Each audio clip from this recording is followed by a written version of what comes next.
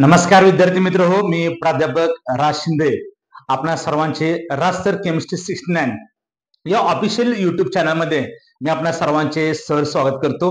तर विद्यार्थी मित्र हो, आज आपण केमिकल थर्मोडायनामिक्स हा जो टॉपिक आहे अतिशय महत्त्वाचा टॉपिक आहे आणि या टॉपिक मध्ये अतिशय इंटरेस्टिंग कन्सेप्ट आज आपण पाहणार आहोत। It's name is thermodynamics state variables. तर आज आपण केमिकल थर्मोडायनामिक्स मधला एक कन्सेप्ट आहे ज्याला आपण थर्मोडायनामिक स्टेट व्हेरिएबल्स असं म्हणतो। तो थर्मोडायनामिक स्टेट व्हेरिएबल्स म्हणजे नेमके काय आहेत आणि what is the role of generally thermodynamic state variables in chemical thermodynamics हे आज आपण काय करणार आहोत पाहणार आहोत। जसे विद्यार्थी मित्र आपण म्हणतो की सगळ्या गोष्टी नावामध्ये असतात, म्हणजे नावावरूनच आपल्याला काय करायचे डेफिनेशन काय करायचे पाहिजे, आपला कन्सेप्टचा पाहायचा आहे। तर कन्सेप्टचं नाव आहे थर्मोडायनामिक स्टेट व्हेरिएबल्स। आता थर्मोडायनामिक स्टेट व्हेरिएबल्स म्हणजे नेमकं काय आहे, थर्मोडायनामिक स्टेट व्हेरिएबलचा रोल काय आहे हे आपण काय करणार आहोत आणि which variables we called as thermodynamic state variables.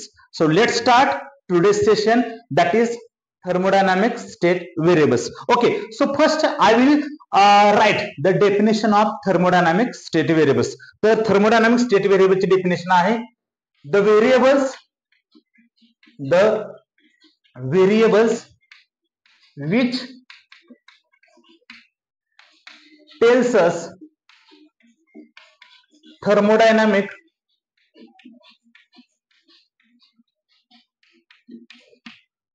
state of the system.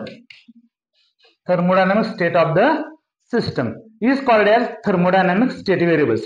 तर विद्यार्थी मित्र थर्मोडायनामिक स्टेट व्हेरिएबल्स म्हणजे काय, अशी व्हेरिएबल्स की जे which tells us thermodynamic state of the system, म्हणजे एखादी थर्मोडायनामिक सिस्टम जर असेल तर ती थर्मोडायनामिक सिस्टम कोणत्या स्टेट मध्ये एक्झिस्ट करणार आहे, ती सॉलिड स्टेट असणार आहे, लिक्विड स्टेट असणार आहे का गॅसियस स्टेट असणार आहे, असे ठरणारे काय व्हेरिएबल्स असतात त्यांना आपण काय म्हणतो थर्मोडायनामिक स्टेट व्हेरिएबल्स। का, कारण त्या थर्मोडायनामिक स्टेट व्हेरिएबल्स शिवाय आपण एखादी थर्मोडायनामिक सिस्टम कोणत्या स्टेट मध्ये एक्झिस्ट करते हे आपण सांगू शकत नाही। का, कारण जेव्हा आपल्याला हे केमिकल थर्मोडायनामिक्स शिकायचं आहे त्यावेळी आपण वेगवेगळ्या सिस्टम बद्दल डिस्कशन करणार आहोत आणि वेगवेगळ्या सिस्टम बद्दल डिस्कशन करत असताना त्यामध्ये फॉर एक्झाम्पल इंटरनल एनर्जी बद्दल घेतलं तर internal energy in solid form of ice जे आहे वॉटर फॉर्म मधला जो त्याची इंटरनल एनर्जी वेगळी असते, लिक्विडची वेगळी असते, तो जर वेपर फॉर्म मध्ये गॅसेस फॉर्म मध्ये असेल तर त्याची इंटरनल एनर्जी वेगळी असते। म्हणजे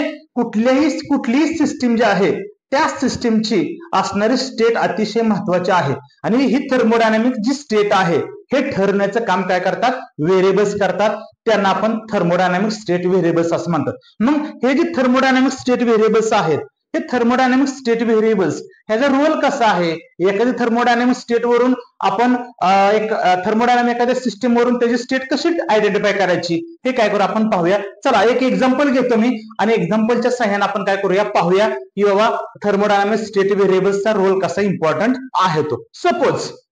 सपोज एक एक्झाम्पल घेतलं मी आणि एक्झाम्पल आहे 10 ग्रॅम ऑफ वॉटर। काय घेतलंय मी 10 gram of water. Suppose 10 gram of water is my system. जर 10 gram water is my system असेल, जरी माझी सिस्टम असेल तर मला सांगा ही जी काय सिस्टम म्हणजे असेल ही कोणत्या स्टेट मध्ये असेल सांगा मुलांना। हा तू सांग, हा कोणते असणार, तर जर आपण बघितलं तर कुठले असणार 10 ग्रॅम ऑफ वॉटर जे आहे हे आपण सांगू शकतोय का, नाही सांगू शकत। का, ती एकतर वॉटर जे असणार आहे वॉटर सॉलिड स्टेट मध्ये पण आढळणार म्हणजे आईसच्या फॉर्म मध्ये पण आढळू शकतं, त्याचबरोबर लिक्विडच्या फॉर्म मध्ये पण आढळू शकतं, त्याचबरोबर वेपरच्या फॉर्म मध्ये सुद्धा आढळू शकतं। का, आपण त्यामध्ये कोणतीही स्टेट एक्सप्लेन केली गेलेली नाही, आपण कोणतीही जी काही थर्मोडायनामिक जी स्टेट आहे ही आपण 10 ग्रॅम ऑफ वॉटर वरून एक्सप्लेन करू शकत नाही। का, कारण नुसती आपल्याला सिस्टीम माहिती असून उपयोग नाहीये, आपल्याला महत्वाचं काय की ती जी स्टेट असणार आहे ती जी सिस्टीम असणार आहे ती कोणत्या स्टेट मध्ये आहे, म्हणजे सॉलिड स्टेट मध्ये असणार, लिक्विड स्टेट मध्ये असेल का गॅसियस स्टेट असेल हे आपण व्हेरिएबलच्या सहाय्याने सांगू शकत नाही। Okay, so which variables are govern the role to determine the state of system. तर व्हेरिएबल्स आहेत, there are 3 thermodynamic variables, 3 thermodynamic variables असतात which plays an important role First one that is called as pressure. That is called as pressure. It is denoted by letter P. Second आहे that is volume. It is denoted by letter V. And third one आहे that is temperature. That is temperature. It is denoted by temperature T. तर हे तीन important thermodynamic variables आहेत. First कोणता आहे? Pressure आहे, जो पी लेटरने रिप्रेझेंट केला जातो. सेकंड जो आहे दॅट इज व्हॅल्यूम, तो व्ही लेटरने रिप्रेझेंट केला जातो. आणि थर्ड आहे टेम्परेचर, जो कॅपिटल टी लेटरने काय केला तो रिप्रेझेंट केला जात असतो. तर आता हे तीन काय तर व्हेरिएबल्स आहेत की जे काय करतात, एखादी सिस्टीम जी असेल ती सिस्टीम मग ती सॉलिड स्टेट मध्ये असेल, लिक्विड किंवा गॅस, हे कोणत्या स्टेट मध्ये असणार आहे हे काय करत असतात, इसो करत असतात. तर बघूया की how thermodynamic variables decide the given system either in the form of solid, liquid और गॅस. तर आपण 10 ग्रॅम ऑफ वॉटर वरून तर सांगू शकत नाही की 10 ग्रॅम ऑफ वॉटर हे सॉलिड स्टेट मध्ये, लिक्विड आहे का गॅस स्टेट मध्ये आहे. परंतु when we know the value of pressure, volume and temperature, ज्यावेळी तुम्हाला प्रेशरची व्हॅल्यू माहित असेल, व्हॅल्यूमची व्हॅल्यू माहित असेल किंवा टेम्परेचर किती आहे हे जर माहित असेल, तर तुम्ही डेफिनेटली 10 ग्रॅम वॉटर जे आहे हे कोणत्या स्टेटमध्ये असणार आहे हे तुम्ही काय होऊ शकता, ठरवू शकता. चला एक एक्झाम्पल घेऊ. तुम्ही एक्झाम्पलच्या साहाय्याने सांगूया आपण. 10 ग्रॅम ऑफ वॉटर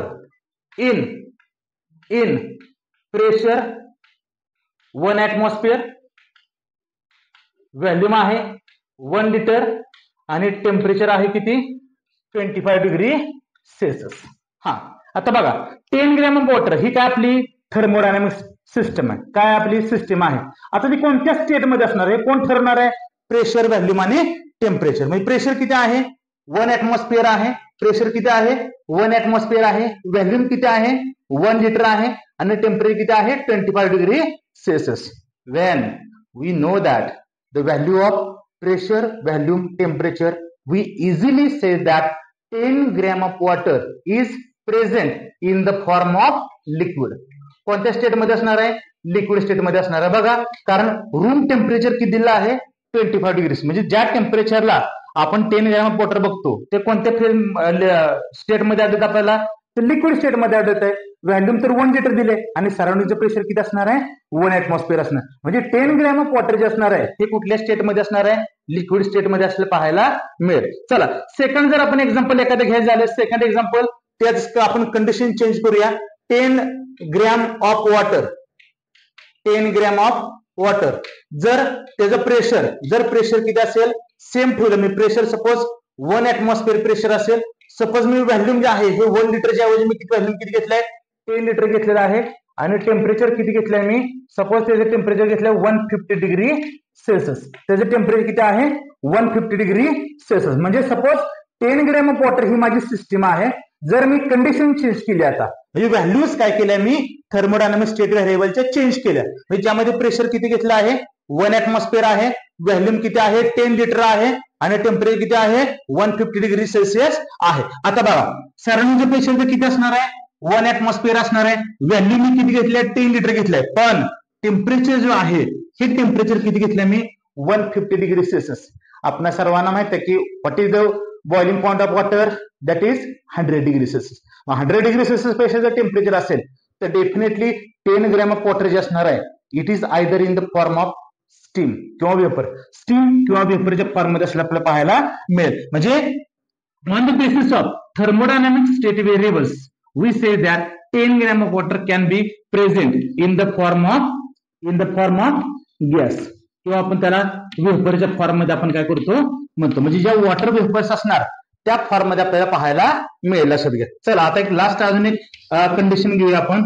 तर 10 gram of water, 10 gram of water जर मी याच्यामध्ये कंडिशन चेंज केली आहे, suppose pressure, if pressure is 1 atmosphere, pressure me same ठेवलं आहे, त्याचबरोबर जे व्हॅल्यूम आहे ऍज युजल 10 लिटर ठेवलं आहे, मात्र टेम्परेचर जे असणार आहे हे मी काय केले -10 डिग्री सेल्सिअस ठेवलं आहे.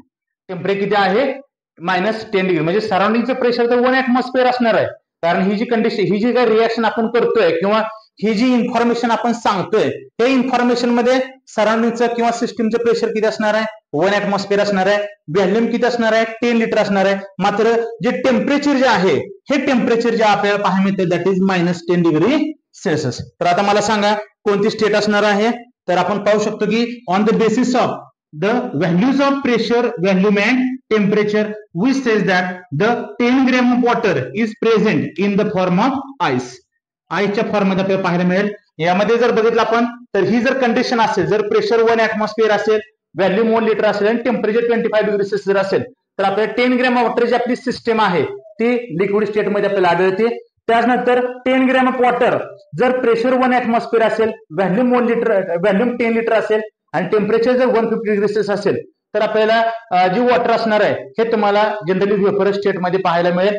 त्याचबरोबर लास्ट जर बघितलं 10 ग्रॅम वॉटर आहे, जर प्रेशर मी 1 ऍटमॉस्फिअर घेतला पण व्हॅल्यूम 10 लिटर मी घेतला आणि टेम्परेचर जर -10 डिग्री सेल्सिअस जर असेल तर मिळणारी स्टेट जी असणार आहे ही 10 ग्रॅम वॉटरची तुम्हाला सॉलिड स्टेट पाहायला मिळणार आहे दॅट इज आईस. म्हणजे role of thermodynamic state variables are very important to decide the thermodynamic state of the system. म्हणजे एखादी सिस्टम जर असेल आणि त्या सिस्टमची जर तुम्हाला थर्मोडायनामिक स्टेट जर डिसाइड करायचं असेल, ठरवायचं जर असेल तर त्यासाठी तुम्हाला थर्मोडायनामिक्स व्हेरिएबल्स जसे की प्रेशर, व्हॅल्यूम, टेम्परेचर ह्यांच्या व्हॅल्यू माहित असणं गरजेचे आहेत. जर तुम्हाला ह्या व्हॅल्यू जर माहित नसतील तर तुम्ही कोणतीही सिस्टम ही सॉलिड स्टेट मध्ये, लिक्विड आहे का गॅस स्टेट मध्ये आहे हे आपण ठरवू शकत नाही. ज्यावेळी हे तुम्हाला माहित असतील, ह्या ज्या व्हॅल्यूज आहेत ह्या प्रेशरची, व्हॅल्यूमची, टेम्परेचरची जर व्हॅल्यू तुम्हाला माहित असेल तरच तुम्ही एखादी थर्मोडायनामिक सिस्टम हे सॉलिड स्टेट मध्ये, लिक्विड स्टेट मध्ये आहे का गॅस स्टेट मध्ये आहे हे आपण ठरवू शकतो. तर अतिशय महत्वाचा आणि इंटरेस्टिंग असा हा कन्सेप्ट आज आपण काय केले पाहिलं आहे. डेफिनेटली तुम्हाला जे काय थर्मोडायनामिक स्टेट व्हेरिएबल्स आहे हा कन्सेप्ट समजला असेल. तर थर्मोडायनामिक स्टेट व्हेरिएबल्स किती इम्पॉर्टंट असतात हे आपल्याला समजले असेल. तर डेफिनेटली विद्यार्थी मित्र, जर माझा हा व्हिडिओ जर तुम्हाला आवडला असेल तर माझ्या व्हिडिओला लाईक करायला विसरू नका. जर काय तुमचे डाऊट्स असतील तर कमेंट सेक्शन मध्ये तुम्ही त्यामध्ये काय लिहू शकता. त्याचबरोबर ज्यांनी माझ्या चॅनलला अजूनही सबस्क्राईब केलं नसेल तर मी आपणास रिक्वेस्ट करतो की तुम्ही माझ्या चॅनलला सगळ्यांनी सबस्क्राईब करा. So thank you very much guys. Have a nice day. Thank you.